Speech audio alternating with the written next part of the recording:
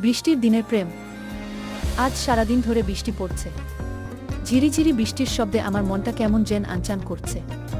হঠাৎ মনে পড়ে গেল তিয়াশার কথা। আমাদের প্রথম দেখাটাও ছিল এমনই এক বৃষ্টির দিনে।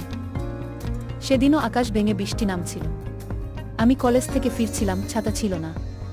একটা দোকানের শেডের নিচে দাঁড়িয়ে বৃষ্টি কমার অপেক্ষা করছিলাম। হঠাৎ দেখি একটা মেয়ে ভিজে কাক হয়ে আমার পাশেই এসে দাঁড়ালো। চুলগুলো থেকে টপটপ করে জল পড়ছে, আর সে একমনে আকাশের দিকে তাকিয়ে হাসছে।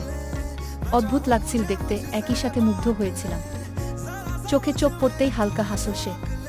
আমি কিছু বলতে যাব, তার আগেই সে বলল, বৃষ্টি ভালোবাসেন? আমি একটু অপ্রস্তুত হয়ে বললাম, ভালোবাসি, তবে এভাবে ভিজতে নয় গি। সে খিলখিল করে হেসে উঠল।